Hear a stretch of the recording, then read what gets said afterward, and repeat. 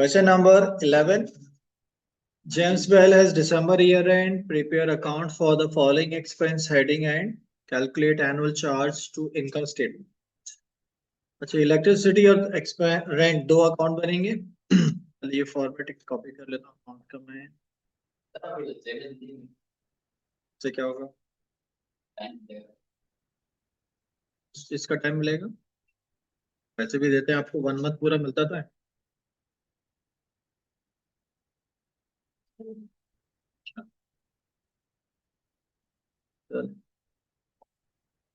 पहला अकाउंट बनेगा electricity expense का.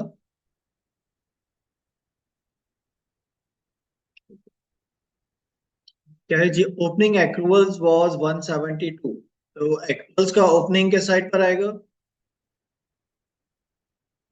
क्रेडिट साइड पे 172 के बाद एक्रूवल्स का क्लोजिंग है 238. ये डेबिट हो जाएगा. ठीक. इसके बाद है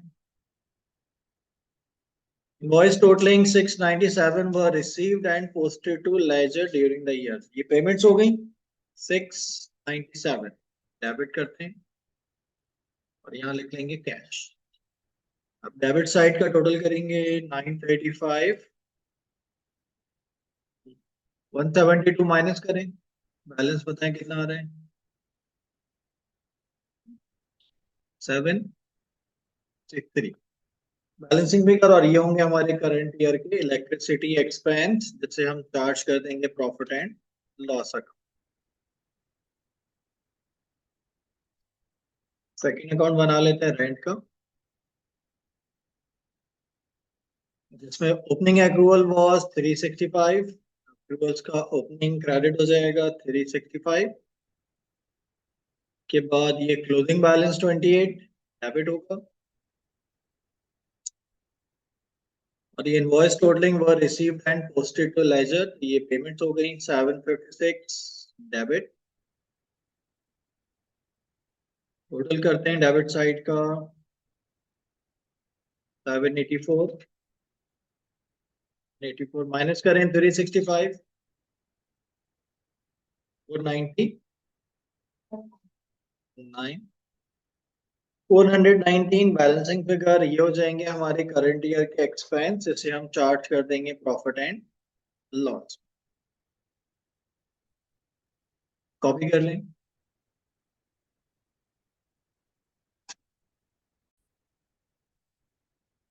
क्वेश्चन नंबर 12. जिसमें company covers some of its machinery by gas. Accounts are prepared 30th June each year. On July 1st, there was accrual brought forward in gas account 650. Bills were as follows. Gas expense का account बनाते हैं. अब ये एक्रूअल्स का opening balance है 650. Credit हो जाएगा 650 के बाद ये बिल्स हैं हमारे जो हमने पे किए हैं. तो पहला बिल आ रहा है 15 सितंबर 1200. डेबिट होगा कैश. डेट भी डाल देते हैं सितंबर 15. सेकंड बिल दिसंबर 14 को पे कर रहे हैं 1750. थर्ड बिल 18 मार्च को पे किया है मार्च 18 1695. फोर्थ बिल जून में पे हो रहा है जून 14 16. तो देखिए लास्ट बिल पे कब किया इसने जून 14 को और ये कब तक का बिल है 31st May for the quarter ended 31st May तक का बिल है. जून में पे हो रहा है. ठीक. और इसका फाइनेंशियल ईयर एंड कब हो रहा है 30 जून और लास्ट बिल पे किया है इसने 31st मई तक का. मई तक का बिल जून में पे हुआ और एंड हो रहा है जून में. तो जून का बिल अनपेड है. एक्रूड हुआ ना. ठीक है. अब यहाँ मेंशन भी कर दिया उसने 30 June reading was taken of gas meter. An estimate charge for the month of June was computed at 480. तो ये एक्रूवल्स का क्लोजिंग बैलेंस बन जाएगा 30 जून पे. ये डेबिट पे आ जाएगा आपके पास 480. अकाउंट क्लोज करते हैं। टोटल डेबिट साइड का टोटल 6685 माइनस करें 650 से खालें ना 6035। तो ये होंगे हमारे करंट ईयर के एक्सपेंस जिसे हम चार्ज कर देंगे प्रॉफिट एंड। वालेकुम अस्सलाम। शमशाद तो वही प्रॉब्लम आ रहा है, वो जूम डिस्कनेक्ट हो रहा है। वाईफाई जब वो कुछ दिन पहले भी हुआ था ना, और ये मैंने यूट्यूब अभी ऑन किया तो यूट्यूब भी रुक रहा है, चल नहीं रहा सही।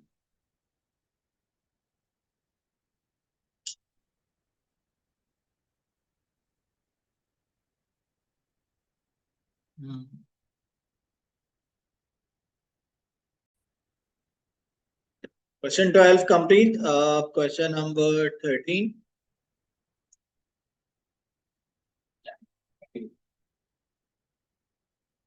So the Julius sole trader who has been in business for a number of years. At first March, he had an accruals brought forward of 1200 in relation to rent.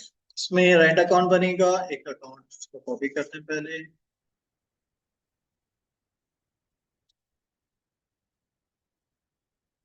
Rent expense का account बनाते हैं। अच्छा, opening एक्रूवल्स हैं।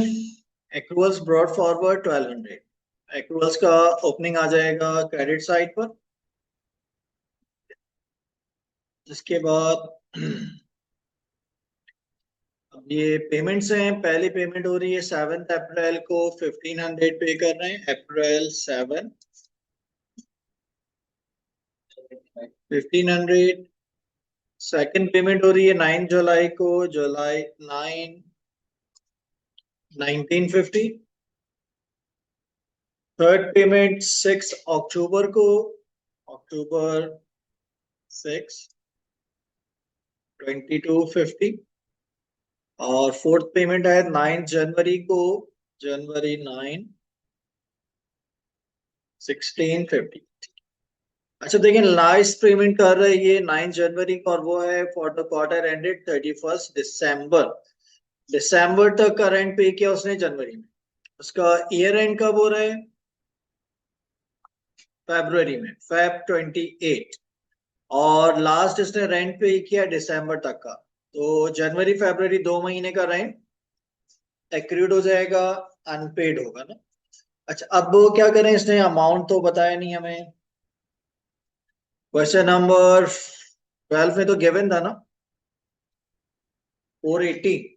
यहाँ पे accrued rent का amount given नहीं है, तो उसके लिए अब क्या करेंगे हम? इसके लिए अब हम ये करेंगे, जो लास्ट हमने पेमेंट किया ना, लास्ट पेमेंट के बेस पर एक एस्टिमेट निकाल लेंगे हम कि नेक्स्ट 2 मंथ्स का रेंट कितना हो। सही। तो लास्ट रेंट हमने पे किया 1650 का। इसकी बेस पर हम एक्रूड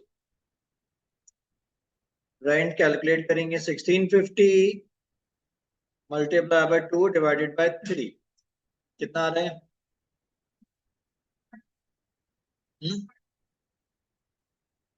2/3 है। 11,000। तो ये हो जाएगा जनवरी फरवरी का एक्रूड रेंट। और इसको यहाँ हम 28 फेब पे रिकॉर्ड कर लेंगे डेबिट पे 1100 एक्रूअल्स हो गए। अब डेबिट साइड का टोटल करेंगे 8450 माइनस करें 1200।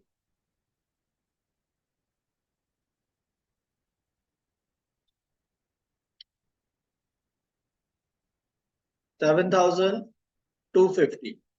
तो ये हो जाएंगे हमारे करंट ईयर के एक्सपेंस, जिससे हम चार्ज कर देंगे प्रॉफिट एंड लॉस में। ठीक। और एक्रीड एक्सपेंस है 1100, ये जाएंगे फाइनेंशियल पोजीशन में, रिकॉर्ड हो जाएंगे as a current liability. Clear? ठीक है, कॉपी कर लें।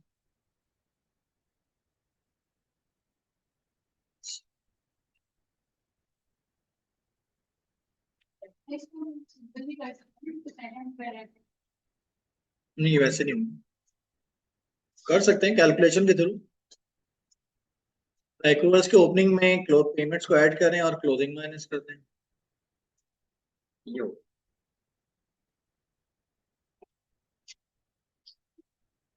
पेमेंट लेस करके नहीं आना, पेमेंट्स और क्लोजिंग को ऐड करें, ओपनिंग को लेस कर दें। Payments plus closing accrual minus हो।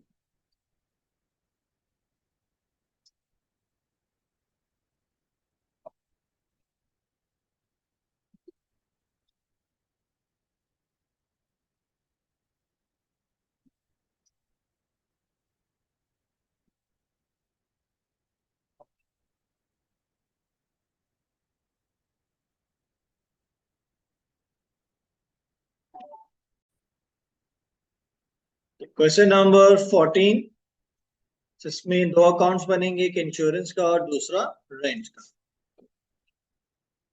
फॉर्मेट कॉपी करते हैं यहाँ से। तो 11 की तरह इसमें भी दो अकाउंट्स बनेंगे।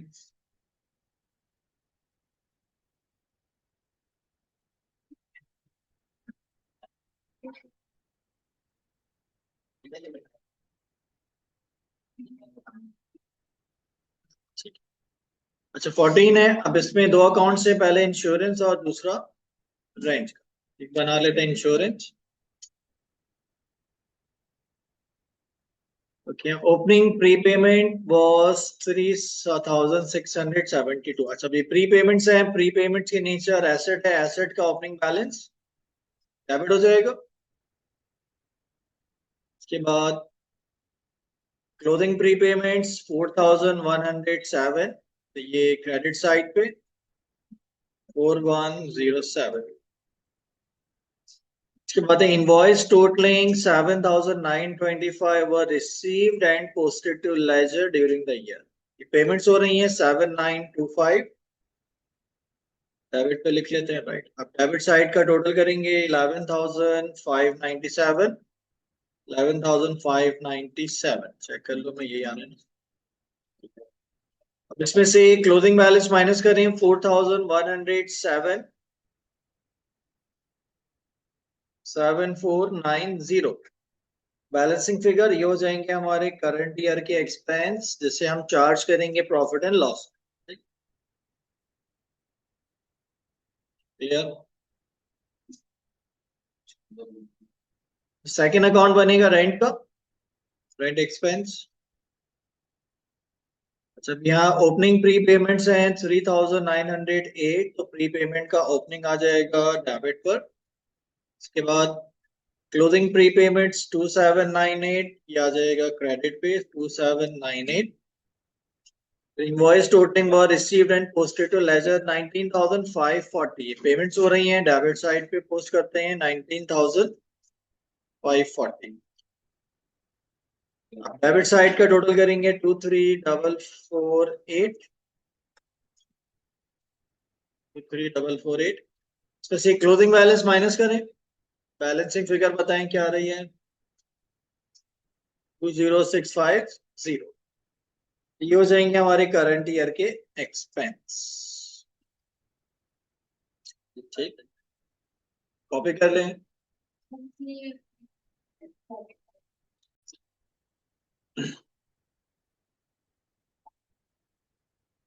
क्वेश्चन नंबर 15, इसके लिए फॉर्मेट यहाँ से कॉपी करते हैं।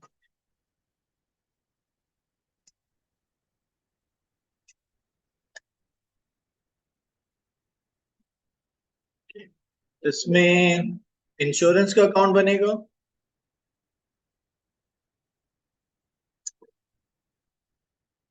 Insurance expense.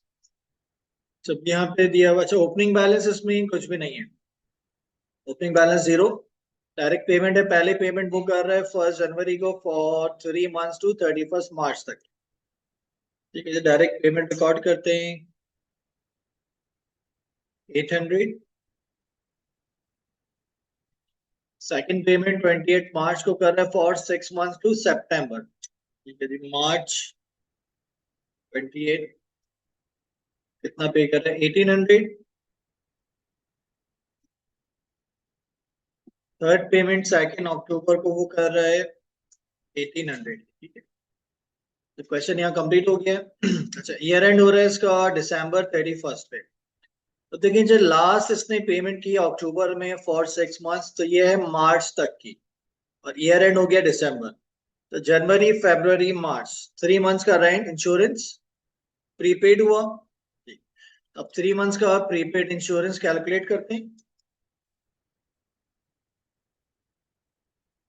1800 into 3/6, 900 prepaid insurance होगा। और ये प्रीपेड का क्लोजिंग आ जाएगा क्रेडिट साइड पर 9। डेबिट साइड का टोटल करते हैं 4400 माइनस करें 900, तो 3500 बैलेंसिंग फिगर होगी। और ये हो जाएगा हमारे करंट ईयर का एक्सपेंस, जिसे हम चार्ज करेंगे प्रॉफिट एंड लॉस। और ये प्रीपेड है 900, ये जाएगा फाइनेंशियल पोजीशन में as a current asset. Complete, copy कर लें।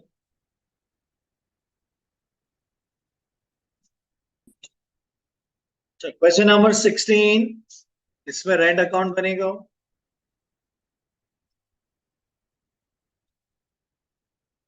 अच्छा, अब इसमें ओपनिंग आपको क्या दिया हुआ है, एक्रूअल्स है ना, एक्रूड रेंट पेबल, तो एक्रूअल्स का ओपनिंग आ जाएगा क्रेडिट पे।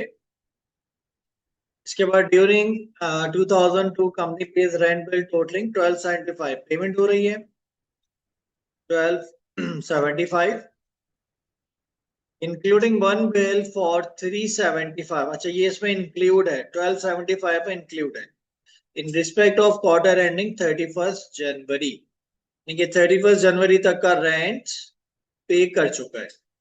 और ईयर एंड कब हो रहा है, तो रेंट पे कर दिया है जनवरी तक का, तो 1 मंथ का रेंट प्रीपेड है एक्रीड है, प्रीपेड जी।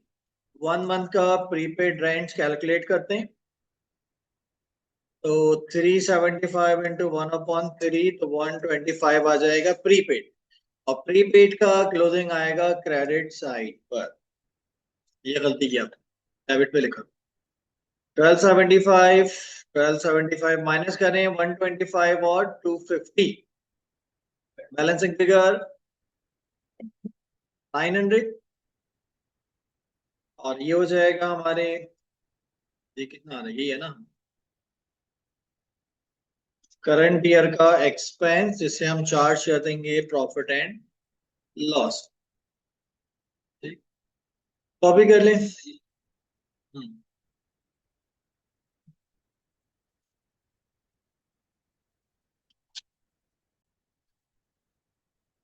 अब इसमें 7 8 9 10 में हमने ये टाइमलाइंस बना के सॉल्व किया था इनको, तो अब इसका एक शॉर्टकट बता देता हूँ। इसमें फिर आपको टाइमलाइन की जरूरत नहीं पड़ेगी, डायरेक्ट आप कैलकुलेट कर सकते हैं। लेकिन इसका आसान तरीका क्या है इन क्वेश्चंस को सॉल्व करने का, वर्किंग वही है जो हमने की है, अप्रोच चेंज हो जाएगी बस। ठीक है, लेकिन सबसे पहले आप क्या करें, अपना ईयर एंड नोट कर लें। इसमें ईयर एंड कब हो रहा है, फाइनेंशियल ईयर कब एंड हो रहा है, जून। ठीक है, अब आपने ये करना है शॉर्टकट में, आपने क्या करना है फाइनेंशियल ईयर नोट कर लें सबसे पहले, तो June 30। अच्छा, अब आप इसमें पेमेंट के माल डेट चेक करें, पेमेंट कब हो रही है, अक्टूबर में ना, यहाँ पे आप पेमेंट को मार्क कर लें। अब देखिए जो करंट ईयर की पेमेंट है, जो करंट ईयर में पे कितने कर रहे हैं 1600, लास्ट ईयर पे किए थे 1200, तो करंट ईयर की पेमेंट को हम पहले लेते हैं, 1600 पे किए। अब अक्टूबर 1 को 1600 पे हो रहे हैं, अक्टूबर नवंबर दिसंबर फिर जनवरी से जून, कितना टाइम हुआ, 9 मंथ्स बन रहे हैं। ठीक है, अब क्या करेंगे 1600 में से 9 मंथ्स के एक्सपेंस कैलकुलेट कर लें पहले, कितना बन रहा है 1200। ठीक है, अच्छा बाकी रह गए 3 मंथ्स, वो क्या हो जाएंगे, प्रीपेड होंगे। तो करंट ईयर की पेमेंट को देखें, ये अक्टूबर 1 को हमने 1600 पे किए, अक्टूबर से लेके जून तक हुए 9 मंथ्स, तो इसमें से 9 मंथ्स की पेमेंट तो हमारी एक्सपायर यूज हो जाएगी, एक्सपेंस बन जाएगी, बाकी 3 मंथ्स के प्रीपेड होंगे। इसको मैं अलग से लिख लेता हूँ, प्रीपेड 1600 इंटू 3/12, ये कितना बनेगा 400। देखोगे, तो करंट, पहले जो करंट ईयर पेमेंट थे उसको हमने एक्सपेंस और प्रीपेड में डिवाइड कर दिया। अच्छा, अब हम एक्सपेंस पे आते हैं। ये हो गए 9 मंथ्स के एक्सपेंस। अब पीछे रह गए कितने? 3 महीने रह गए। तो 3 मंथ्स के एक्सपेंस लास्ट ईयर की पेमेंट से कैलकुलेट कर लें 1200 से अपॉन 12, 300, दोनों का टोटल कर लें 1500 आपके एक्सपेंस आ।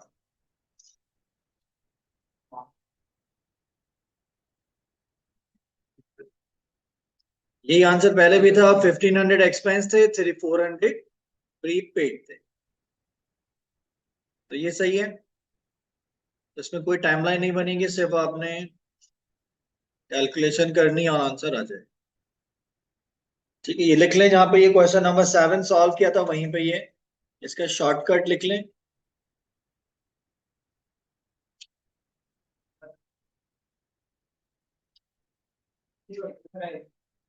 जी हाँ,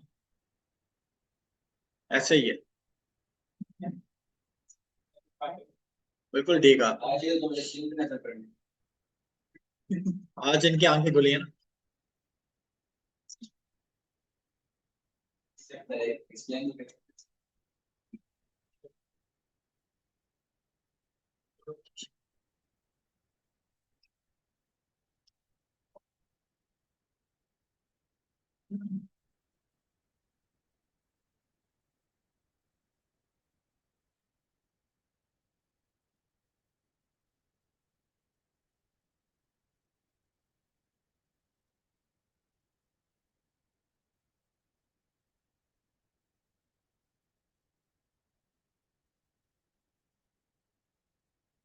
जी, कॉपी कर लिया।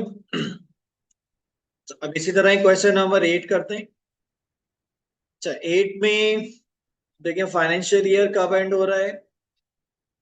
फाइनेंशियल ईयर एंड हो रहा है इसका June 30। ठीक है, June 30 पे ईयर एंड है। यहाँ लिखते हैं June 30। आप पेमेंट की डेट देखते हैं, पेमेंट कब कर रहा है ये? अप्रैल में पे करता है, April 1।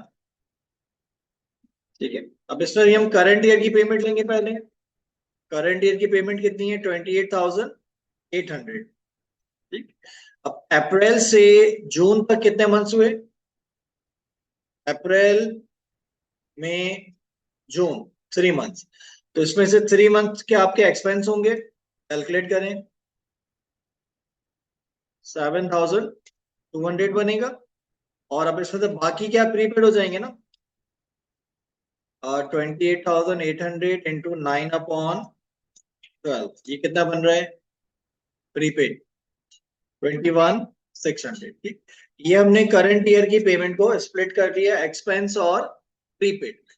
अच्छा, ये हमें मिले 3 मंथ्स के एक्सपेंस, बाकी रह गया अब 9 मंथ्स के एक्सपेंस, वो हम कैलकुलेट कर लेंगे लास्ट ईयर की पेमेंट से। तो लास्ट ईयर हमने पे किए 25,920 इंटू 9/12, तो ये बनेगा 19,440। दोनों को ऐड कर लेते हैं, टोटल 26,040 आ जाएगा। ये हो जाएंगे आपके करंट ईयर के एक्सपेंस।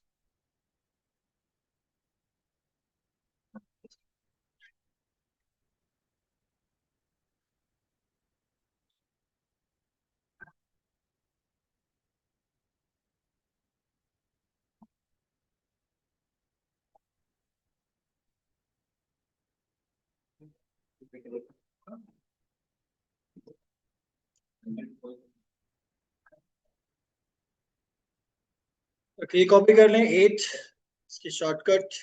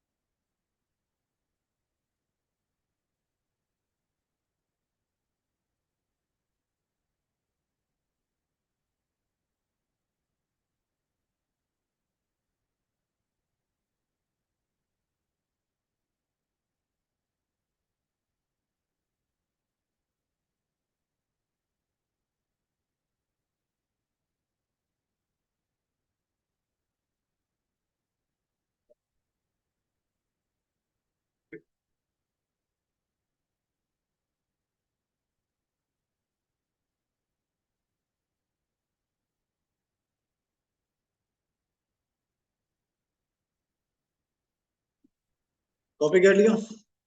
अच्छा, क्वेश्चन नंबर 9, ये भी इसी तरह सॉल्व हो जाएगा। अच्छा, 9 में ही देखते हैं फाइनेंशियल ईयर कब एंड हो रहा है। 28 फेब।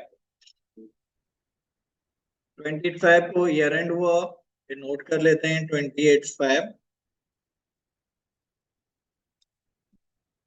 और पेमेंट की डेट क्या है इसकी, पे कब करता है। ये June 1 है ना, June 1 से May 30। और ऊपर भी दिया हुआ insurance annually and in advance on June 1। ठीक है। अब हम करंट ईयर की पेमेंट लेते हैं। पहले करंट ईयर में हम पे कर रहे हैं 1700। तब जून से लेके फेब तक कितने मंथ्स हुए। जून से फेब,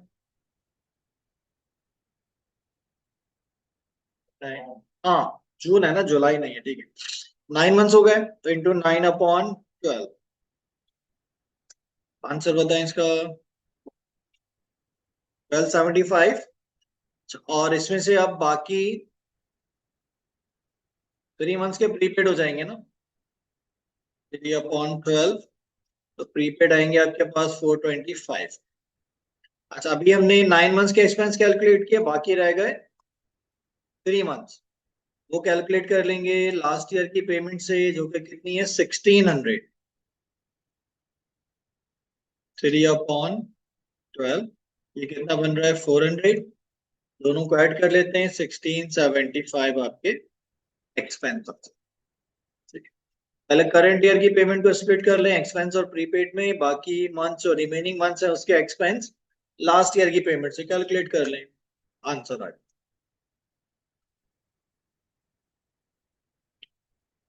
इजी है।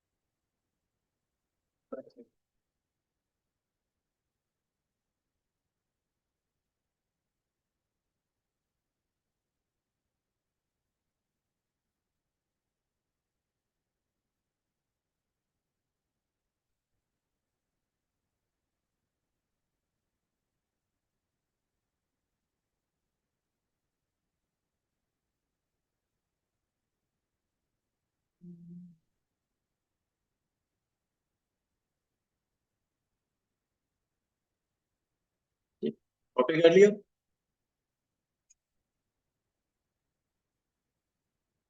ठीक है, क्वेश्चन नंबर 10। 9 कॉपी हो गया।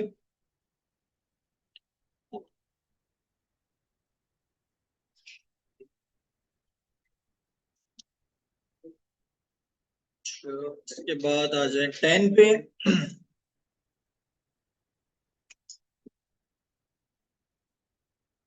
जब 10 में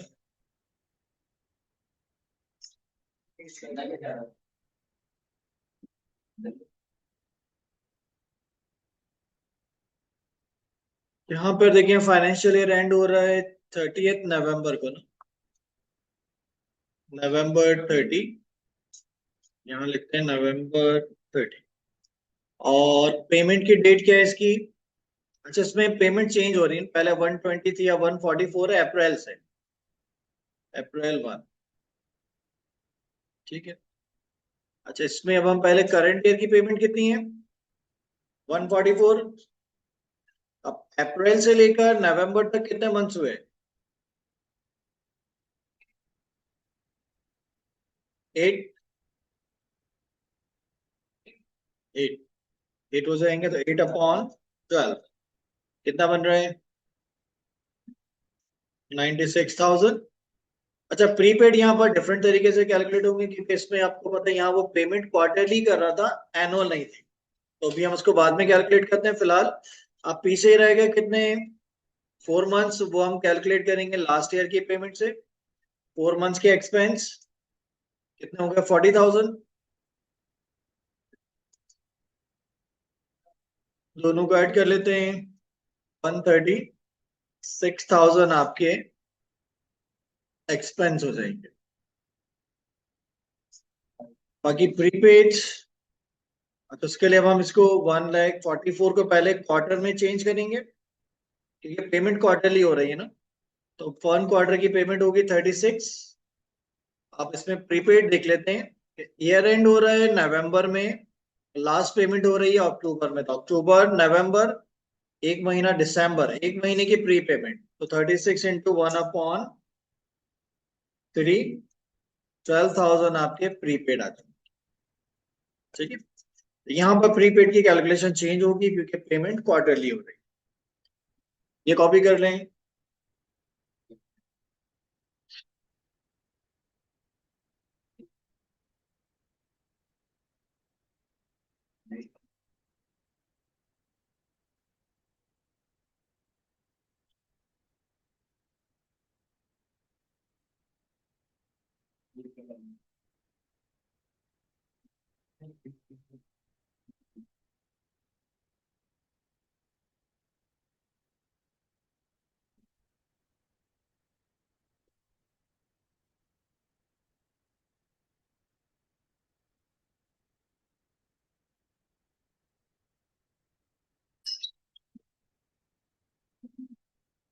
अच्छा, अब तक हमने इनकम और एक्रूड इनकम और एक्रूड एक्सपेंस, प्रीपेड एक्सपेंस से रिलेटेड क्वेश्चन किया। अब हम पढ़ेंगे एक्रूड इनकम और प्रीपेड इनकम। अच्छा, एक्रूड इनकम क्या होगी? तो आप बता सकते हैं एक्रूड इनकम। एक्रूड एक्सपेंस क्या होते हैं? एक्रूड एक्सपेंस अनपेड एक्सपेंस ना। ठीक है। तो एक्रूड इनकम क्या होगी?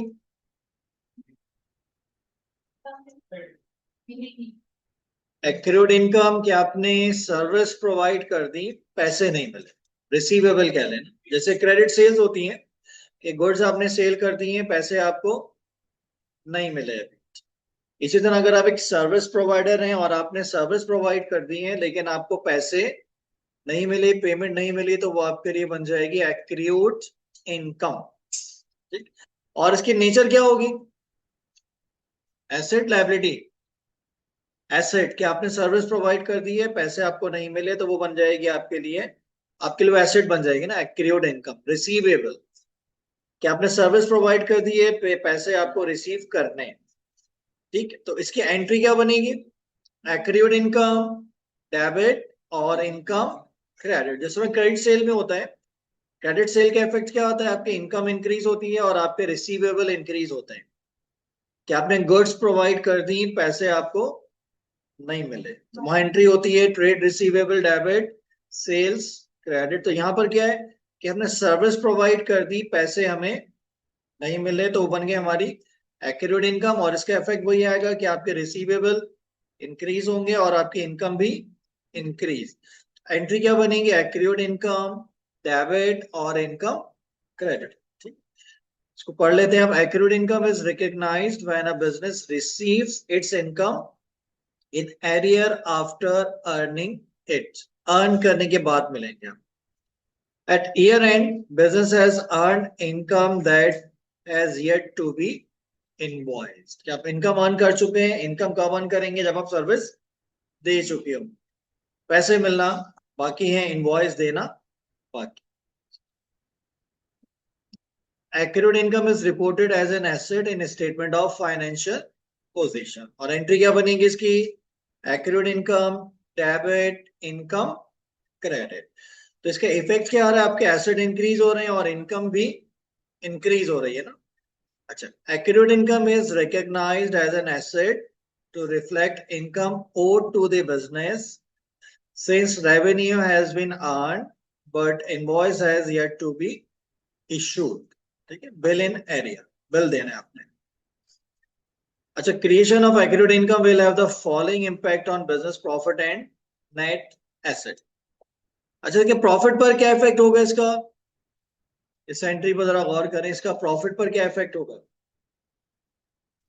इनकम इंक्रीज हो रही है, इनकम क्रेडिट का मतलब इनकम इंक्रीज हुई, इनकम इंक्रीज होंगी तो प्रॉफिट भी इंक्रीज होगा, इनकम इंक्रीज होगी तो प्रॉफिट भी इंक्रीज होगा। और एक्यूरेट इनकम आपका एसेट है, एसेट इंक्रीज हो रहे हैं तो नेट एसेट भी इंक्रीज होंगे। पढ़ लेते हैं। The journal entry to creating an accrued income credit income account, income increases, so which will lead to an increased profit figure।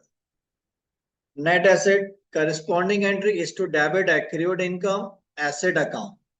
Since asset increased, have increased, business net asset will also increase। ठीक है, asset और profit दोनों increase.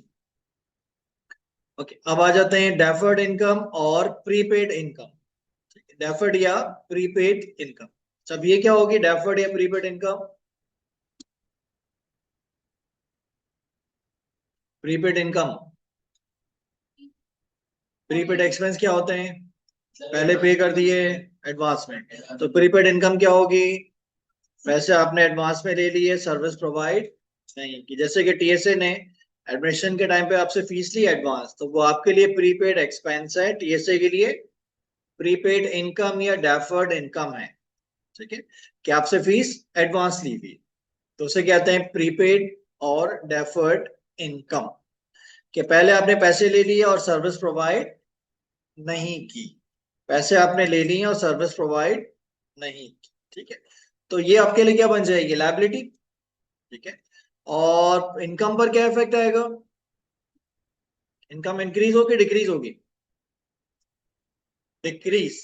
देखिए, आपने customer से, आप एक service provider है, आपने कस्टमर से 1 लाख रिसीव कर लिया और ईयर एंड तक आपने उसको 80,000 की सर्विस प्रोवाइड की। ठीक है, तो देखिए, जब आप इनकम का, बल्कि अब शुरू से चलते हैं, आपने एक कस्टमर से एडवांस पैसे लिए, 1 साल की आपने उससे पेमेंट एडवांस ले ली, तो आप एंट्री क्या बनाएंगे? Cash debit. सपोज कर लें 1 लाख का अमाउंट है और इनकम क्रेडिट 1 लाख से ना। अच्छा, अच्छा, ईयर एंड पर आपको पता चला कि आपने अब तक जो है वो 80,000 की सर्विस प्रोवाइड की है, 20,000 की सर्विस प्रोवाइड करना बाकी। तो अब 20,000 आपके लिए क्या हो जाएगी? प्रीपेड इनकम, और वो बन जाएगी लायबिलिटी। तो प्रीपेड इनकम को तो हम करेंगे क्रेडिट, प्रीपेड या डेफर्ड इनकम। सपोज 20,000 है, हाँ ठीक है। और आपके इनकम पर क्या इफेक्ट आएगा इसका? ईयर एंड पे आपको पता चला कि आपने 80,000 की सर्विस प्रोवाइड की है, 20,000 की सर्विस देना बाकी है, तो वो 20,000 बन गई आपकी लायबिलिटी। लायबिलिटी इंक्रीज हो गई, क्रेडिट करेंगे। और इनकम पर क्या इफेक्ट आएगा? इनकम कम हो जाएगी ना। आपने 1 लाख से इनकम रिकॉर्ड की थी और आपने ईयर एंड तक सर्विसेज प्रोवाइड की हैं 80,000 की, तो आपकी इनकम क्या है? 20,000 से कम हो जाएगी।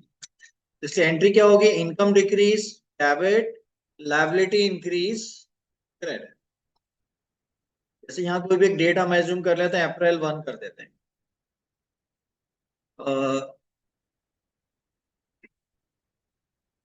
मई 1 कर दो, ठीक है। और यहां पर ईयर एंड हुआ December 31।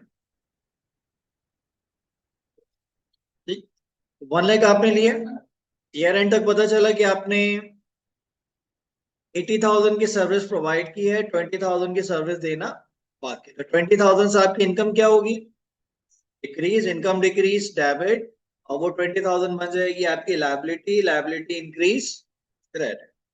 तो ये आपकी डेफर्ड इनकम या प्रीपेड इनकम की एडजस्टिंग एंट्री होगी। Income debit, prepaid income, credit. Effect क्या आ रहा है इसका? इनकम डिक्रीज हो रही है और लायबिलिटी इंक्रीज। क्लियर? नहीं समझ? तो ये हमने मई 1 को एडवांस पैसे लिए उसे 1 लाख रुपए, कैश डेबिट हो गया, इनकम क्रेडिट। ठीक है, ईयर एंड जब हुआ 31 दिसंबर पे, तो हमें पता चला कि हमने अभी सिर्फ 80,000 की सर्विस दी है उसको, 20,000 की सर्विस देना बाकी। तो हमारी इनकम कितनी होनी चाहिए? 80,000 रिकॉर्ड हमने की है, 1 लाख से रिकॉर्ड की ना। और अभी इनकम हुई कितनी, अर्न कितने की हमने? 80,000। तो 20,000 से इनकम को कम करें, इनकम डिक्रीज होगी तो डेबिट। अच्छा, पैसे हमने पूरे 1 लाख लिए थे, सर्विस हमने दी 80,000 की, तो बाकी 20,000 हमारे लिए क्या हो गई? लायबिलिटी, कि अभी हमने 20,000 की सर्विस देना है। तो लायबिलिटी इंक्रीज हो रही है, लायबिलिटी हो गई करेक्ट। अब इसका देखिए, इन दोनों एंट्रीज का नेट इफेक्ट क्या आ रहा है। अगर हम नेट इफेक्ट निकालें, तो कैश तो आपका डेबिट हुआ 1 लाख से, क्योंकि कैश तो पूरा 1 लाख हमारे पास आ गया। इनकम आपकी कितनी हुई? 80,000 आपकी इनकम है, और आपकी लायबिलिटी कितनी है? 20,000 आपकी लायबिलिटी है, कि अभी आपने 20,000 की सर्विस देना है। तो यही इसका नेट इफेक्ट निकल रहा है। कैश डेबिट 1 लाख, इनकम आपकी 1 लाख माइनस 20, 80,000 आ गई, और 20,000 आपकी लायबिलिटी। तो इन दोनों एंट्रीज का नेट इफेक्ट यही आ रहा है ना। Asset increase, asset 1 lakh, cash income 80,000, 20,000 आपकी लायबिलिटी। जैसे कि आपसे टीएसए ने फीस ले ली, FA1, FA2, F3 की, तो FA1 खत्म हो गया, FA2 भी अभी समझे ऑलमोस्ट खत्म है। तो ये 2 पेपर तो उनकी इनकम बन गई, बाकी अभी F3 बाकी है, तो एक पेपर लायबिलिटी है कि अभी आपको पढ़ाना है। सुना होगा ना? तो ये चीज है। तो राइट, तो ये आपकी एंट्री हो गई, और इफेक्ट्स हो कब आ जाए पढ़ लेते हैं। प्रीपेड इनकम को डेफर्ड इनकम भी कहते हैं। Deferred income is recognised when a business receive its income before earning it. पैसे ले लिए, सर्विस नहीं दी, अर्न नहीं किए। At year end the business has issued an invoice relating to the following, यानी कि अगर आपने नेक्स्ट ईयर की इनवॉइस इसी साल इशू कर दी, नेक्स्ट ईयर के पैसे आपने इसी साल रिसीव कर लिए, तो वो बन जाएंगे आपके लिए प्रीपेड इनकम, डेफर्ड इनकम। अच्छा, deferred income is reported as a liability in statement of financial position. ये लायबिलिटी है आपकी, और इसकी एंट्री क्या होगी? Income debit, deferred income credit. Income decrease, debit, liability increase, credit. अच्छा, अब यहाँ पर इनकम डिक्रीज हो रही है, डेबिट हम कर रहे हैं, तो इसका प्रॉफिट पर क्या इफेक्ट आएगा? प्रॉफिट कम हो जाएगा। इनकम डिक्रीज हो रही है, तो प्रॉफिट भी डिक्रीज होगा। और ये डेफर्ड इनकम क्रेडिट का मतलब लायबिलिटी इंक्रीज हो रही है, तो नेट एसेट पर क्या इफेक्ट आएगा? लायबिलिटी इंक्रीज हो रही है, तो नेट एसेट कम हो जाएंगे, क्योंकि नेट एसेट होते हैं total asset minus total liability. Liability increase हो रही है, तो नेट एसेट इंक्रीज। पढ़ लेते हैं effects. Journal entry for to creating a deferred income debit income account. तो इसका इफेक्ट क्या हुआ? Income decreases, which will lead to decrease profit figure. Net asset पे क्या इंपैक्ट होगा? Corresponding entry is to credit deferred income liability account, since liability has increased तो business net asset will decrease. Okay ji, तो ये हो गए आपके deferred income, accurate income, और उनकी एंट्रीज हो गई, इफेक्ट्स हो गए। क्लियर है? अच्छा, क्वेश्चन उसी तरह के आएंगे, दो तरह से, एक टाइमलाइन वाले और अकाउंट वाले। रिक्वायरमेंट वही होगी, हमें करंट ईयर की इनकम निकालना होगी, और ईयर एंड पे बताना होगा कि प्रीपेड या डेफर्ड इनकम कितनी। सही। अब क्वेश्चन हमने किए थे 17 तक, अभी इनकम के क्वेश्चन स्टार्ट होंगे 18 से। 18 से लेकर 23 तक, 24 तक, ये आपके इनकम से रिलेटेड क्वेश्चन। अच्छा, इसमें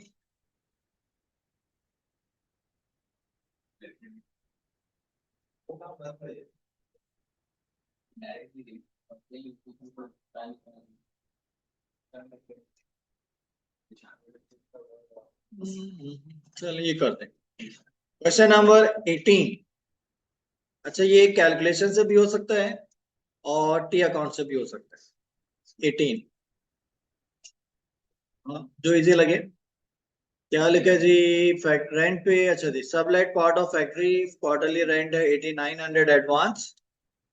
payments are due on 1st March, 1st June, 1st September, 1st December each year, always paid on time. Write up account for the year. Okay, इसमें आप अकाउंट भी बना सकते हैं और कैलकुलेशन हो सकती है, दोनों तरह से सॉल्व कर सकते हैं। चलिए पहले कैलकुलेशन से करवा देता हूँ, बाद में अकाउंट भी बना लेंगे। अच्छा, पहला रेंट हमें रिसीव हो रहा है,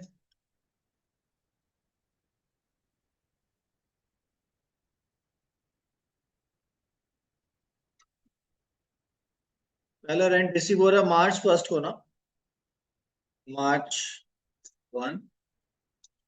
कैश रिसीव हो गया है कितना? 900। ये हो जाएगा मार्च अप्रैल मई का रेंट। फिर 1st जून को हमें रेंट रिसीव हुआ 900। ये हो जाएगा जून जुलाई अगस्त। इसके बाद 1st September 900। ये हो जाएगा सितंबर अक्टूबर नवंबर का रेंट। अच्छा, फिर हमें दिसंबर 1st को रेंट रिसीव हुआ, December 1 900। ये होगा दिसंबर जनवरी फरवरी तक का रेंट। ठीक है, तो फेब तक का रेंट हमने रिसीव कर लिया। ईयर एंड कब हो रहा है इसका? 31st December। और लास्ट रेंट हमने रिसीव किया दिसंबर जनवरी फरवरी। तो जनवरी फरवरी 2 महीने का रेंट प्रीपेड हुआ, तो वो इसमें से क्या करेंगे, प्रीपेड रेंट माइनस कर देंगे। माइनस करेंगे तो 2 मंथ्स का बनेगा 600, क्योंकि 3 मंथ्स का 900 है। तो इसका सम कर लेते हैं, टोटल आ गया 3000। तो ये हो जाएगी हमारी रेंटल इनकम। रेंट इनकम कितनी हो जाएगी? करंट ईयर की रेंट इनकम 3000।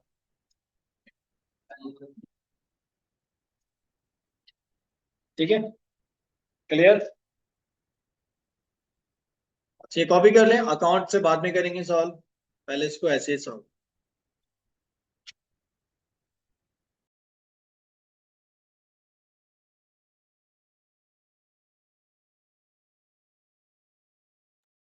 अच्छा, question 19। Business earn bank interest 300 per month. अच्छा, 300 पर मंथ इंटरेस्ट मिल रहा है बैंक बैलेंस पे। 3000 interest income has been receive in year to 31st December। ठीक है, what is year end asset and what is bank interest income? अच्छा, अब income receive 300 per month है, तो रिसीव कितनी होनी चाहिए थी? 3600। रिसीव कितने हुए? 3000। तो बाकी 600 एक्यूरेट हो जाएंगे ना। ठीक है, तो कैश कितना मिला? 3000 कैश रिसीव हुआ, और रिसीव होने थे 36, तो 300 आपकी एक्यूरेट इनकम हो जाएगी ना। एक्यूरेट इनकम 600 इसमें ऐड कर लेंगे, टोटल इनकम हो जाएगी 3600। Interest income 3600। ठीक है, बाकी ये जो एक्यूरेट इंटरेस्ट है ये एसेट होगा हमारा, और 36 हमारे इनकम। ठीक है, कॉपी कर लें।